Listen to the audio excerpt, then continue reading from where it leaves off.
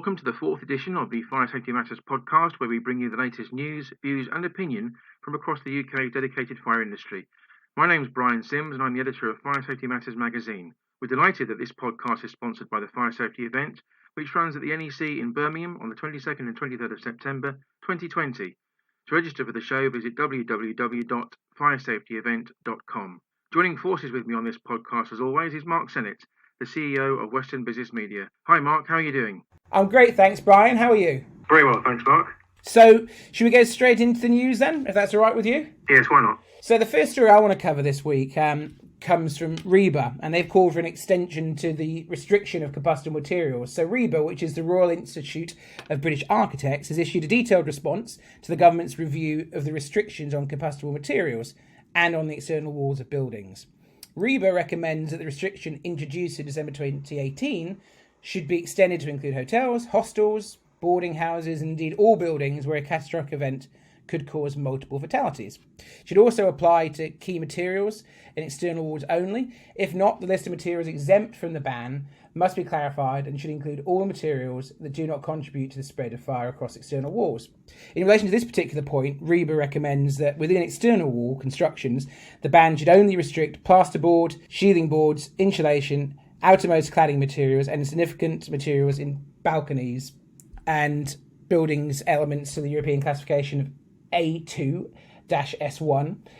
The ban should not include the building's primary structure. The primary structure should have adequate fire protection as set out in the building regulations, requirement B3, and when including the external wall should meet requirement B4. So from my point of view, Brian, obviously covering that in a bit of detail there, this is a really interesting news story. We've talked about in previous episodes the need to widen what's included in combustible materials. When I go back to my days at the Fire Protection Association, combustible materials in building is something that they are really against, full stop. So timber frames, for example, is not something that they want to see used as a primary building material. And I read it over the weekend. There's been a huge reduction since Grenfell in the amount of buildings using timber frames. So I think this is particularly newsworthy. And of course, you can see it on the website, fsmatters.com. I don't know what your take on it is, Brian.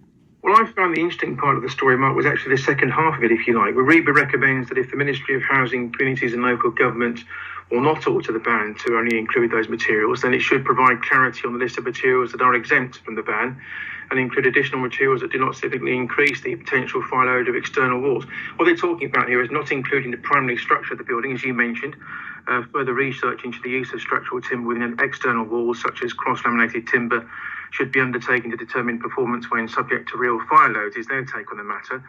And also it should be extended on a precautionary basis to include relevant buildings with a story over 11 metres above ground level, pending further research to determine the appropriate height threshold. And research should include intelligence from the fire and rescue services. I think that last point is particularly apt. And I think, when we look into this further in upcoming episodes, we'll try and bring in Niall Rowan from the Association for Specialist Fire Protection, who obviously focuses on the passive fire protection element. The passive fire protection side of the fire sector has become so much more prominent since Grenfell. It's obviously key, it's in the public eye, and now more than ever, that has become more at the forefront of many news stories that we cover than the traditional scene in terms of fire and rescue service response times, the number of attended incidents, etc. It's certainly the topic that's at the forefront now, and I think we'll try and bring Niall in a future episode to get his take on it. So Brian, what other news has caught your eye this week? Yes, as of next Monday, the 1st of June, the Fire Industry Association will be providing online examinations to afford practicing fire safety focused professionals more choice in terms of how they wish to sit those examinations to attain their necessary qualifications. Through offering online examinations, the organisation fervently hopes that this then enables fire sector professionals to complete the association's industry recognised qualifications from the comfort of their own home. Full requirements to take the examination will be published in due course. The best thing we can advise people to do is look at the FIA's website. That's www.fia.uk.com, and all the detail will be on there. Importantly, Mark, those practitioners who've taken training online and are due an examination will be notified about the available dates going forward. And equally importantly, those delegates who've had research examinations necessarily cancelled since the start of April and the ongoing pandemic will be contacted about sitting those tests online in due course. At present, and this is quite important, the online examinations are only for the FIA dedicated range of qualifications, and those are and this is the list. The fundamentals in fire detection and alarms, that's units 1 and 2. The foundation course, the environmental course, the fire detection and alarms advanced maintainer course, the fire detection and alarms advanced commissioner course, and last but by no means least, the fire detection and alarms advanced installer course. As you would expect, Mark, before launching the online examinations process to the wider industry, the FIA made sure to undertake robust testing and trialling of this process, and pleasingly, the feedback from industry professionals has been very positive indeed. We've reported on that feedback on FS Matters on the website. For example, Stephen Middleton, who's director at M&G Fire Protection, who are based in Essex, the business has used the FIA's training services for several years now, and they're very pleased with it. The company has had members of staff pass Level 3 Fundamentals Conversion course, for example, as well as the Level 3 Fundamentals course.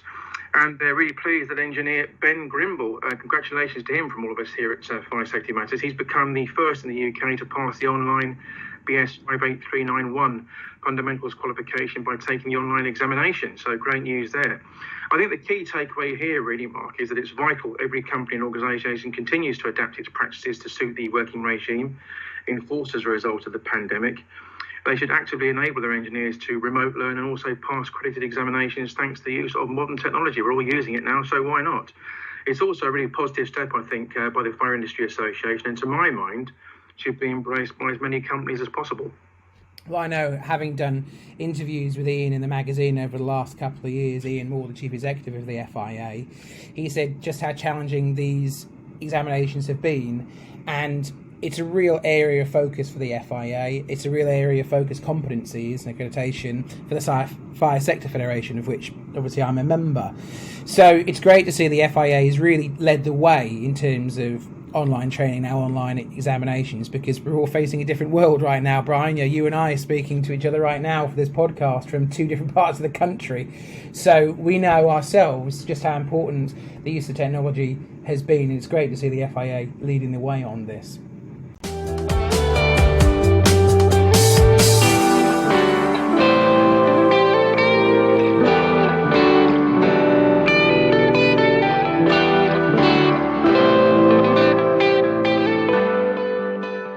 Late last week, it was a great privilege for me to interview Bob Docherty via Microsoft Teams.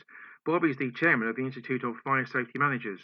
We spoke about a number of issues, including passports to fire safety for new build projects, as well as the core work of the Institute itself. First, though, we examined the importance of accreditation for designated fire safety work. Bob, thank you very much for joining us this morning. You were a member of the Fire and Rescue Service for over 30 years, and subsequent to that, you've been a consultant specialising in areas such as fire engineering and fire risk assessments. What's your view on the overriding need for accreditation when it comes to specialist fire safety work? Well, I think a long time in the past, Brian, fire safety was just thought of as a bit of an aside to anything going on in the world of building and safety. And therefore, there was no real specialists. In fact, the specialists were actually the Fire and Rescue Service, who did their training, their very professional training, at the Fire Service College. So it came to pass, as it were, that there were too many cowboys out there, that there was no checks on experience or competence on the work that was being carried out. And a great example of that is what I call the pink foam syndrome. And you know, pink foam is fire-stopping foam, and it can be used in certain instances. But what used to happen was that there'd be a big gap somewhere in a building, and someone would take, the builder or someone would take a tube of pink foam, give it to the apprentice on site, and they would just go and fill this big hole with pink foam and think that it was all right. So there was no consistency, there was no experience, there was no competence there at all, and they expected it to be right. The other thing, of course, is, and concerns me greatly, is that fire risk assessors are out there. We still haven't got rid of the £99 fire risk assessment.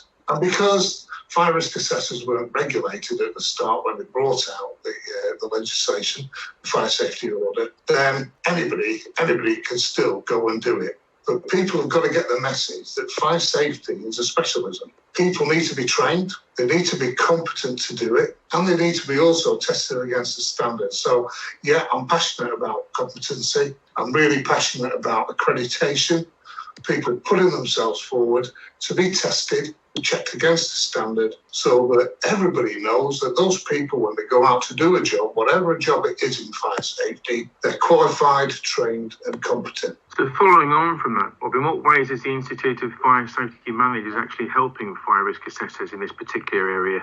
Well, we've always had a view from the Institute that what we should be doing is upping the competency of fire risk assessors. Again, as I said before, it was never regulated. So in the case that the government won't regulate, I think it's beholden on the professional bodies to do their own regulation, and we certainly did that in the Institute. And we moved it on. I mean, we did away with our old register, and a few years ago, much to a lot of derision by some people, but we moved on to what we call NAFRA, which was a nationally accredited fire risk assessors register for fire risk assessors who've been through third-party accreditation.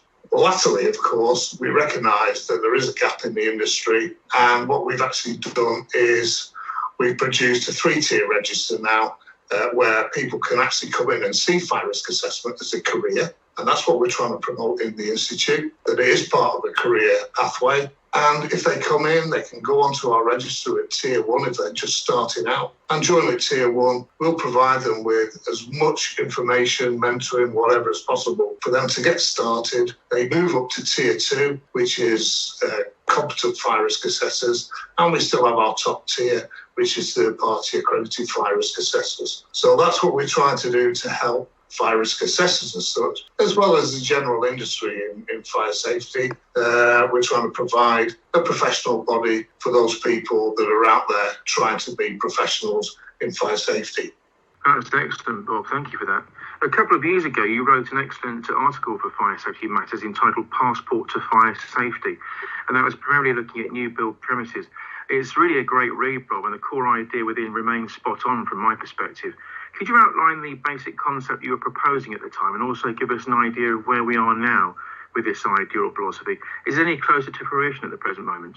Sure. Well, the idea came really, I suppose, it was pre-Grenfell in my head, but post-Grenfell sort of moved it on and upped it a notch. But the idea was that, any building that's out there where people go in and fire safety legislation applies, should have its own passport. We have passports as individuals where we go around. It tells us our travel history, not much more. But I thought, well, why can't a building have a passport? So that when it's built, it has that passport, and that passport contains all the information that you need about the building. And I know that's an idealism, but at the same time, I go onto sites and I go and do fire risk assessment. So the first thing I ask someone is, where's the fire strategy for this building? Where are the fire plans for the building? Nobody knows. And these, believe it or not, are fairly new buildings. We're not talking about conversions or old mills or whatever else. New buildings, 5 years old, and they can't provide the as-built plans. They don't have a fire strategy or can't provide it. They have something called Regulation 38 in the building regulations, which is supposed to be all the fire safety information for that building is handed over on completion to the owner or the person who's going to operate the building. It never happens correctly. You either get a full room full of technical manuals, or you get a couple of bits of writing on the back of what we used to call fag packet. So there's no consistency even in Regulation 38. But if you look at a building and all the information that you have in it, and if you store it as a passport, then you would have the as-built plans, you'd have the fire strategy for the building, you'd have the Regulation 38 handover details. Continuing on, you'd have the fire risk assessment or assessments as it continues on. Any changes should be recorded, change in use, style, building, alterations or whatever should be recorded in the passport. So it's what the Americans would call a package of soup to nuts. So you've got the whole history of the building there in one file, that anybody, whether you're an enforcing authority like a fire and rescue service, whether you're a fire risk assessor like myself or a fire engineer, can actually go and access this passport, and it will give you the whole history of that building from start to finish to when it's demolished. So that was the idea of it. And it did come out on the back of, out of my head on the back of Grenfell. And I also believed at the time, I didn't quite believe that Dame Judith, when she said, the system is completely broken, it's not fit for purpose. I never quite believed that. And I just thought maybe, we just needed quite a few serious tweaks here and there to put it back online. I thought one of these passports for fire safety would do that. Now, moving on from that, of course, is that we're now starting to talk in the industry's response group, and beyond that, at national level, having some kind of building identity, whether it's through BIM or similar to BIM or through the passport for fire safety. I'm not sure how it will come out in the end, but they're certainly talking about that, mainly for high-risk residential buildings at the moment, which are, as you know, the focus, but for high-risk buildings in general. So maybe slowly and slowly this will come along, but it's not going to be an instant magic wand overnight. We're going to have to wait for this to come along in the future. In recent Fire Safety Matters podcast, Bob, we've heard very strong views on the need for proven competence in the sector from the likes of Ian Moore at the FIA and also Stephen Adams at BAFE. What's your take on this matter? Well, like I said in your first question, Brian, fire safety is not an aside, and it's been treated even through new buildings, like I said before. I still look at plans of buildings sent by architects and I say, where's the fire strategy? And they go well, just look at the plans, it's in there somewhere. That's not the way that we make buildings safe for the future. What needs to happen is that the whole industry needs to wake up. And when I talk about the industry, I'm talking about the building industry and the general public out there need to wake up and say, fire safety matters. And it is crucial that we have that it is at the forefront. And that's why we discussed on the in one or two working group meetings that have been on that a fire risk assessor and a fire engineer should be there right slap bang at the start of the process of designing a building. Not being called in towards the back end when suddenly someone says, oh, hang on, we haven't got a fire strategy for this building. But what are we going to do? We're going to fire engineer it and he can back engineer it and back write it. It's like a second thought process, and it shouldn't be. It should be foremost in everybody's minds. So, and if you're going to do that and have that recognition, then the industry itself has to step up and start to be proud of what they're doing, start to be tested against the standard, and start to be competent, be tested to be competent. Because that's the only way we're going to improve. If we're still allowing the cowboys in, if we're still not regulating it, if people like ourselves in the Institute of Fire Safety Managers can't control as a professional body our members and give them some benchmarks to work to, we're going to continue on as we are now. So, it's so important that people are competent and they put themselves forward to prove their competency. Now, a great example of that, and I have it all the time, and it does strike a dull thud with me, especially after serving 32 years in the fire and rescue services. I have guys who come on and say, I'm competent. I've just spent 30 years in the fire brigade, 20 years in fire safety. I don't need to prove I'm competent because I am. And my question to them is, who says you are? Because the only person that's telling me they're competent is this guy. They're telling me they are, but they've not been tested against the standard and they're not being tested for their competence. And, even after 52 years dealing with fire safety matters, a few years ago, because I believed I should be tested against my competence, so I could go on the Institute's register. I put myself up for Warrington Ex-Over third-party accreditation, and I passed. And that was tough, but I passed.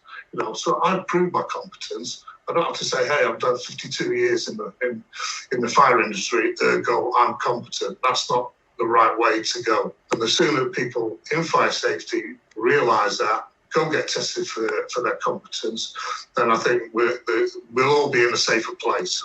Totally agree with that, Bob. Last but not least, can you tell us a little about the work of the Institute of Fire Safety Managers and what areas the organisation's focusing on when the world eventually returns to some form of normalcy? Yeah, Brian, I think I've said for a long time that we're the fastest growing professional body in fire. I used to say in the UK, but we've got a worldwide membership now, believe it or not. Not as big as the IV, and we don't want to be as big as the IV. They are the top engineering professional body in fire.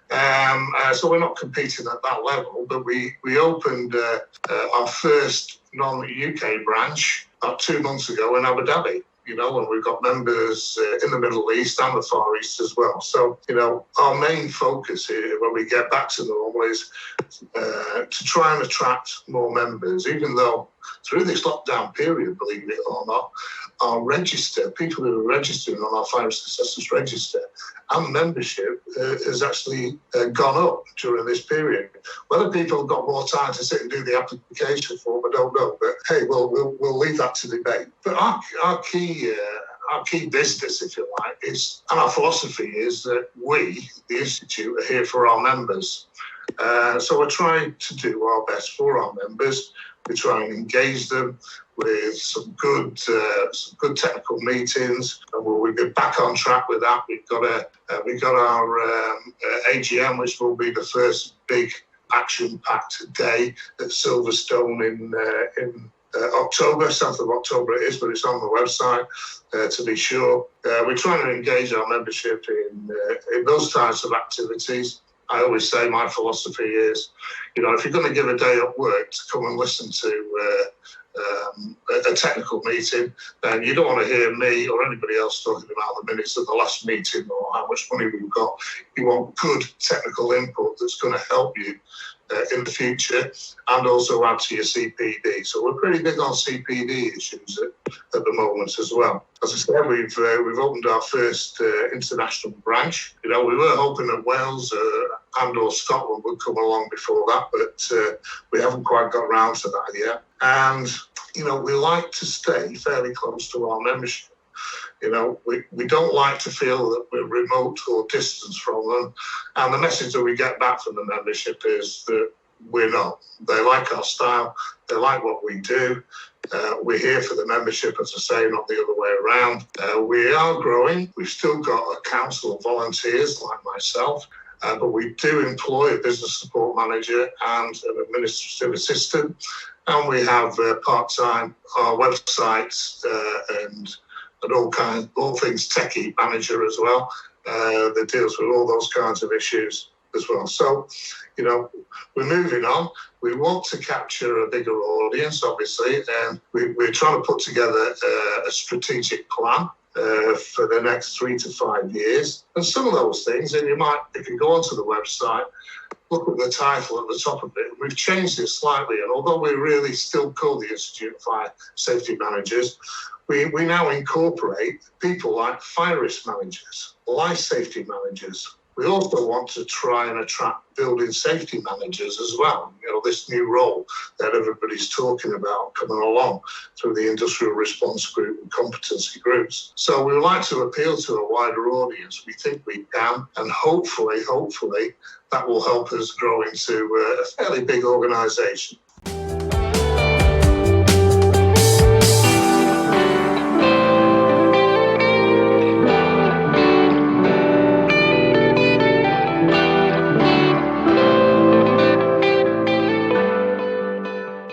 In terms of the rest of the major news this week, many of you will know that last week, in fact, marked the running of the latest edition of the National Fire Chiefs Council's National Sprinkler Campaign. As the name of that campaign suggests, it's all about focusing on raising the profile of fire sprinklers with a view towards keeping more people and buildings safe from fire, which is what we all want. In order to truly reduce the number of fire-related deaths and injuries, the company Plumis is calling for those who champion the Awareness Week to take a more forward-looking approach towards ensuring opportunities to improve fire safety are not allowed to pass by unmissed. I think that's a fair comment, Mark, given that the challenges presented to us all today around fire safety are changing as a result of alterations to the way in which we live our lives and life expectancies in general. For instance, figures tell us that while fires caused by smoking have declined, fires as a result of electrical items and white goods have actually increased. And in addition to this, the people most at risk of death in domestic fires are those individuals considered to be vulnerable. We're talking about the elderly, those who are disabled, and individuals unable to escape from a fire in an easy manner. The fire challenges presented by an ageing population call for the next generation of fire safety technology and the integration of more sophisticated and flexible fire protection solutions. In light of this, and this is the key point to note here, Plumas is asking for the fire industry to really rethink what's fit for purpose and encourage an open discussion about the various fire safety systems available to protect individuals depending on their needs and requirements. Now, sprinklers themselves, of course, control the spread of a fire, and in some cases extinguish it completely, preventing fire damage and spread to adjacent areas as a result. However, sprinklers can be slow to activate when tackling a fire with a slow growth rate and provide limited benefit for smoke control. That being so, it's arguable that awareness weeks like National Sprinkler Week should focus on raising awareness about all automatic water suppression systems, such that we avoid discussions omitting perfectly suitable alternatives. The importance of sprinklers can never be underestimated, Mark, of course. Tests show that they operate on 94% of occasions, and in short, they exhibit very high reliability. When they do operate, they extinguish or contain the fire on 99% of occasions, and in both converted and purpose-built flats, they're shown to be 100% effective in controlling fires. That's a pretty key point. One thing that I think that does need to be addressed is the disparity in regulations, Mark. The laws are far stricter in Scotland and Wales than they are in England and Northern Ireland at present, and it's clear something needs to be done about this situation. Yeah, I can remember going to an event hosted by BAFSA to celebrate that Wales was the first country in the United Kingdom to make it now mandatory for all new build residential premises to have a suppression system in it. And it's something that Scotland is now looking at, but it's not something that the English government are looking at. Obviously, it's something that Plumas will push because Plumas manufacture those systems. But BAFSA have also, for many years now, called for unity. Just like you said, make it across the United Kingdom standard set of regulations of having sprinklers in new build properties, residential, etc. So I do concur with this, that there needs to be closer engagement between all governments to try and have the same standards and regulations across the board. So yeah, this is a story definitely to keep an eye on, and credit to NFCC for pushing this and for BAFSA. So my final news story for the week is about, pretty much the biggest news story in the sector, which of course is the Grenfell Inquiry. So this is set to resume. The Grenfell Tower's public inquiry consultation on how best to resume hearings due to COVID-19 has come back with some results, and a substantial consensus is in favour of a limited attendance hearing in July. That'll probably be the earliest it happens, if I'm honest, Brian. So as people will know, it's been split into two phases, the public inquiry, which is, of course, chaired by Sir Martin Moore-Bick. Phase 1 focused on the factual narrative of the event on the night of the fire, and that began on the 21st of May 2018 and concluded in December last year. And the report of that came out last year as well. Phase 2 of the public inquiry examines the cause of these events, including how Grenfell Tower came to be in this condition, which allowed the fire to spread the way it was identified in Phase 1. Hearings for Phase 2 were suspended following the lockdown called by the government back in March. But at this stage, the inquiry then went out to a consultation to find out what was the best way to carry on the hearings. And the public inquiry has given an update on Module 1 of Phase 2, focusing on refurbishment. And that point was to continue to explore whether it may be possible to resume hearings on a remote basis before restrictions are lifted, with core participants to be updated when the public inquiry is in a position to do so. And as I said at the start, that has now had a general consensus that there will be limited attendance hearings from July at the earliest. Brian, have you got any thoughts on this? Yes, Mark, the last thing you mentioned there about potential options for hearings, they have been outlined in actual fact, and there's three sort of things on the table, if you like. The first includes suspending hearings until social distancing restrictions have been lifted completely. The second is conducting hearings remotely via video conferencing platforms. We're using all those at the moment, of course, all of us, or resuming hearings with limited attendance when social distancing restrictions are partially lifted. Either way, all responses had to be submitted by the 27th of April.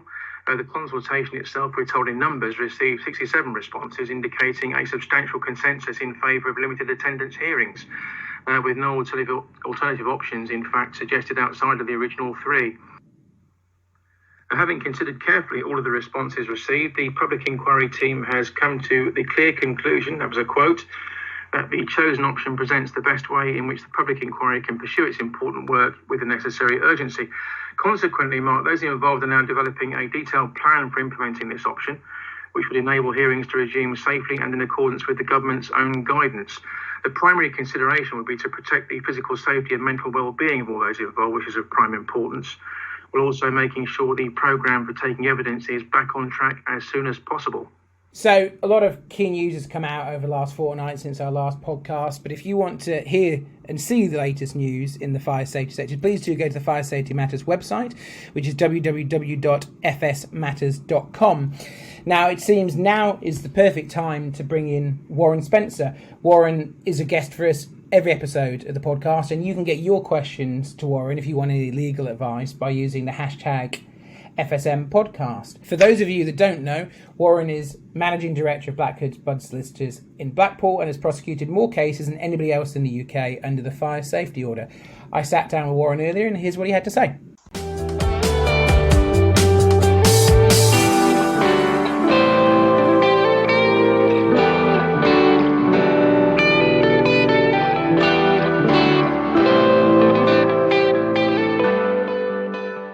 Good morning, Warren. How are you? Morning, Mark. I'm good, thank you. Are you? Yeah, good, thanks. So this week I wanted to ask you some questions in terms of how fire safety law is happening during lockdown, because we're speaking to each other now remotely. So how have you found things have changed since the lockdown? Well, I do a lot of training as well as criminal cases, training for the fire services and for the private sector, and that effectively has been halted. I have done some webinar training, which is difficult because you can't get a feel for the room, and it's very difficult to get feedback and buy-in from the participants. But so all the training pretty much has been put back as face-to-face. As far as criminal cases are concerned, then the courts are effectively adjourning them month on month. Hopefully, I think they're hoping that it gets to a point where they can be dealt with to accommodate social distancing, etc. There was a period where trials were cancelled and no trials were happening. Some trials are now taking place, but obviously the courts will take the most serious cases first, and those being with people in custody, which is very unusual for a fire safety case. So the courts will have a backlog of not just fire safety cases, but all cases throughout the summer and towards the autumn. And as far as enforcement is concerned, generally, fire officers and fire safety teams, I think, are mainly working from home. And obviously, it's not an appropriate time to be looking at buildings and inspecting buildings. And of course, many buildings are closed in any event and don't have any relevant persons inside them. Now, Warren, I think when we spoke before, because as we've said many times before, you prosecuted more cases under the fire safety order than anybody else. How many cases is it now that you have prosecuted? Is it over 150? I'm not sure. It's always a fluid figure, but it's over 200. Wow, it's over 200 now. Now, one of the questions we've had in is, what's the most common form of prosecution under the fire safety order that you've overseen? I'm guessing it's probably something to do with HMOs, isn't it? Yeah, I'd say HMOs or living above the shop. That's the most common, people taking on commercial premises and then accommodating either staff or themselves above the shop without appropriate separation between the commercial premises and the living accommodation, or without the appropriate escape routes or warning systems in relation to the escape routes from the living premises. Well, you and I have done a couple of mock trials together at the fire safety events before when they were running in Manchester, and we did a mock trial of a real case that you actually prosecuted under an HMO. What are the most common failings you've seen in terms of HMO prosecutions? What's the most common thing that's led to people being prosecuted, would you say? Well, first and foremost, and somewhat disturbingly, because this is what the fire safety order is all about, is a lack of a fire risk assessment. The number of times you read in a police interview, a PACE interview, that have you got a fire risk assessment? Yes, I have. Where is it? It's all in my head. That's the foundation of the fire safety order, is the risk assessment, and that's usually where it starts, because if there is no thought to fire risk assessing, then everything else probably gets worse from there. So fire risk assessment, always very common. Separation, very common. But Article 14, which has probably the most number of breaches within one article involving escape routes, Article 14 is by far the most common and always figures in some form or other in a prosecution. And Warren, obviously, you're back with us in a fortnight. And if you want to get questions to Warren through the podcast, you can use the hashtag FSM Podcast. But Warren, in the meantime, if people want to get in touch with you or your firm, how can they do so? It's Blackhurst Bud Solicitors. I'm on LinkedIn and I'm on Twitter. I do have an Instagram page, which is very rarely used, but I'm easily contactable through our website, Blackhurst Bud Solicitors. Thanks, Warren. We'll see you next time. Thanks, Mark. Stay well.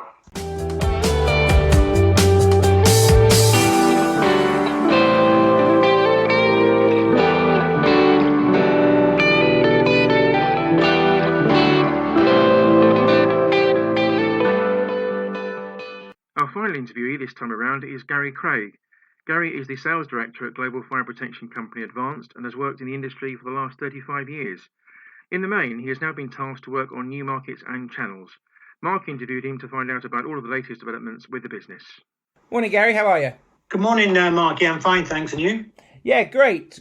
Well, obviously, you're new in post at Advanced. So just a couple of quick questions to kick off. Why did you join Advanced and what's going to be the focus of your new role? Good question. My question would be, why would you not join Advanced? It's an amazing company. I've known them for probably 20 years since they were first established in one form or another. They've had an incredible year-on-year performance in terms of growth. They're extremely well respected in the marketplace. Their products are certainly market leading. I know a lot of the team there, and they've got a fantastic team with an awful lot of experience, both in the sort of sales areas, but also product management, R&D. So a really strong business in that respect. They're certainly dedicated to meeting the needs of customers in the market. So they stay close to that and make sure that they deliver the requirements of the market.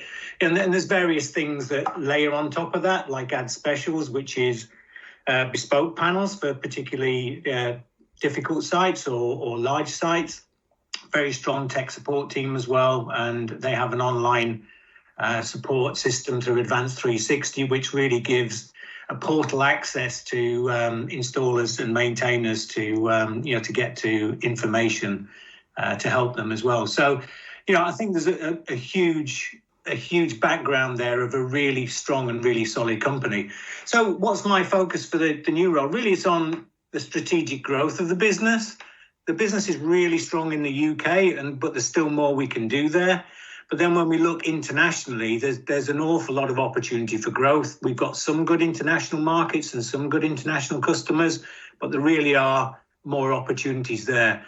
And when we look also at new products, we've got quite a few new products coming to market. So, making sure we get those to market efficiently, effectively, communicate it well, and get customers buying those products.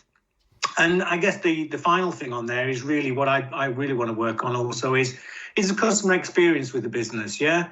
Are we providing the right sort of customer service, the right face to our customers? Are we easy to deal with?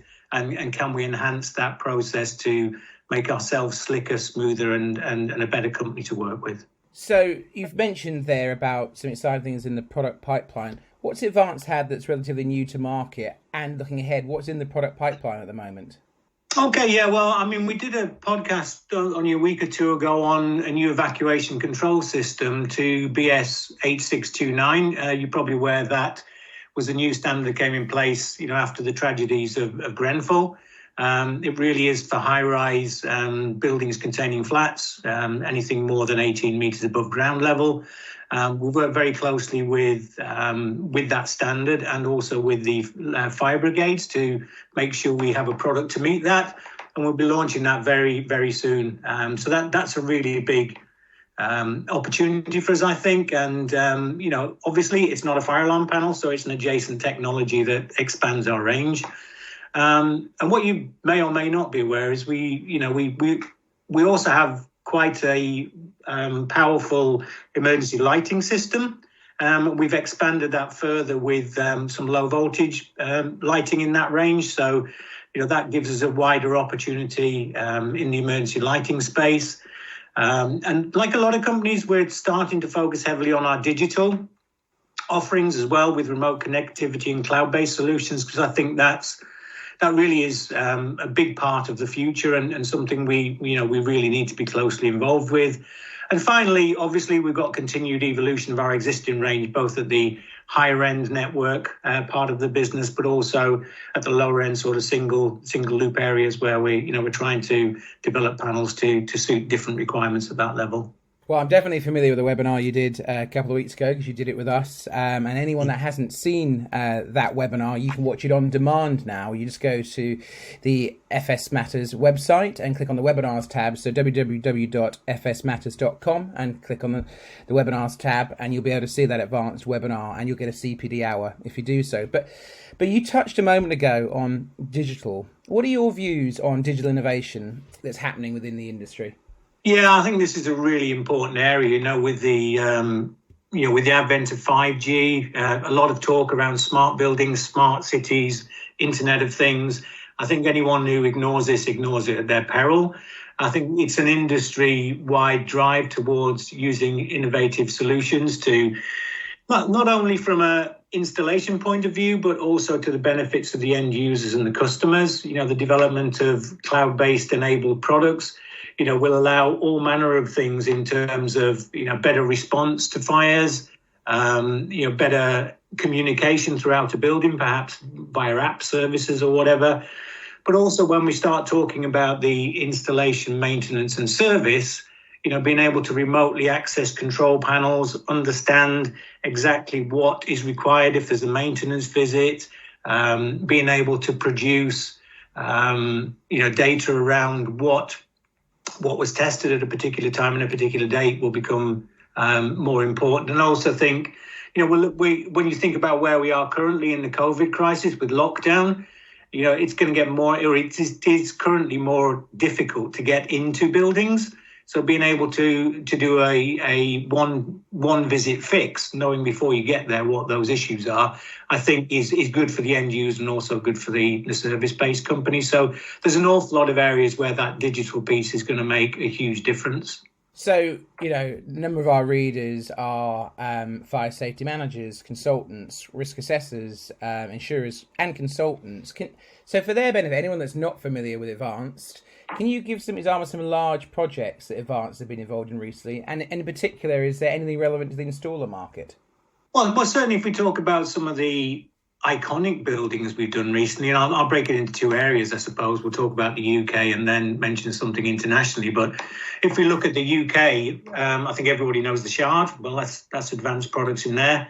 We're just working on 22 Bishopgate in London, which is the Western Europe's second tallest building. Which is the forefront of fire technology. So that's a real iconic building for us. I think everybody also is aware in London the redevelopment of the Battersea Power Station. That's probably the largest redevelopment project in the UK. I think it's something like 4,000 residents in there, and shops, offices, entertainment, and various venues there. So. Again, huge projects there that I think are iconic and well known. On the international front, we've been heavily involved in the world's longest sea crossing, the Hong Kong, Zhuhai, Macau sea crossing there. And this is where we've used a number of our products, including the releasing panels, the EXGOs, as well as the the network systems as well. And then one more on the international front would be the Historic Archives of Belgrade. There's some like 34,000 books and documents, etc., stored in this, which obviously are historic and one-off, so they need to be well protected. So again, they're covered with multi areas of our EXGO products and our touch control, touchscreen repeaters to really give a strong and powerful fire safety solution to that particular area. And in terms of the installer market, is there anything particularly relevant for those of our readers and listeners that are installers? Yeah, I think when we talk about some of those big projects, one of the important things, I think one of the things that's quite unique about Advanced is we have a section within business called Ad Specials, which is where we produce bespoke solutions for projects like this, because very rarely you can manage a system like this with standard panels. We actually design, specific panels with all sorts of key switches, mimics, whatever's required to deliver a solution that's tailored to these sort of sites. And, that's all built around the legacy of Advanced, which is really about ease of use and reliability. So I think from an installer's point of view, that's really important. And on the ease of use front, obviously we have plenty of tools to aid designs, installation, commissioning and maintenance, and easy access to information and training through, as I mentioned before, our Advanced 360 portal. So, I think we've got lots of support in place there, but also the ability to design a product to meet a specific requirement, on some of these large and difficult sites. And it'd be remiss of me not to ask you, it's obviously still in the midst of the COVID-19 epidemic. What's the effect of COVID-19 been on Advanced? And have you got any good news stories that you can share? Well, it's been profound. I think it has for everybody. What we've done very, very closely is follow the government guidelines. So very difficult within a factory environment to enforce social distancing, but it's meant we've had to completely relay out our manufacturing facility to make sure we keep that spacing between each part of the production line. Anybody who isn't needed for the production, we've got them working from home wherever possible. We spend a lot of time there making sure the IT and everything is available for those people working from home. And I have to say, I've been really impressed with how everybody in the business has really risen to this challenge and really taking it seriously in terms of, it's had a really positive effect on the business now. So that's how we're working internally, and that's obviously had some effect on our capacity. But certainly our order book is still looking pretty strong, and we're managing to meet some of the key requirements. And one of the things we've been really successful at actually is we put a prioritization around some of the critical sites, such as hospitals, even the Nightingale hospitals. I think we supplied 4 of those with product in very short timescales.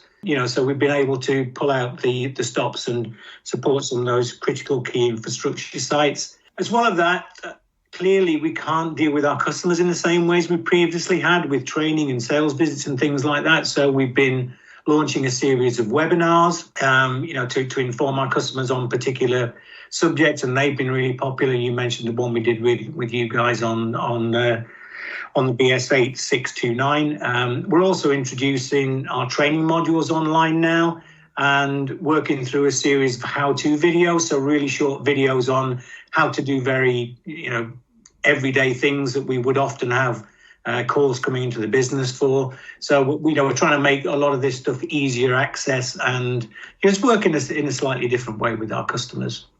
So for those of us that want to find out more information about Advanced, how can they get in touch with you? A variety of ways, as with most companies. Websites, our website is www.advancedco.com. And if you go into that, that's where you'll find the Advanced 360. So you can log into that, get a user password and access codes, and give you access to an awful lot of information there. And that's where you'll find our training courses, etc. We post on Twitter at Advanced Live. So that's an area where we put a lot of information. LinkedIn, just search for Advanced Electronics Limited. And the videos we'll be putting up on Vimeo at Advanced. Yeah, so there's numerous ways, as with most companies these days, to access the organisation and our information. Well, thanks for joining us. We really appreciate it. No, thanks, Mark. I really enjoyed it. And take care and stay safe.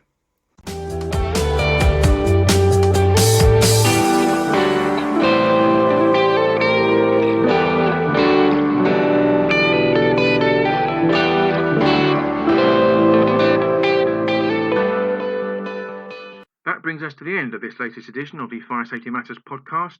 You can read more on the issues raised and others by visiting the Fire Safety Matters website at www.fsmatters.com.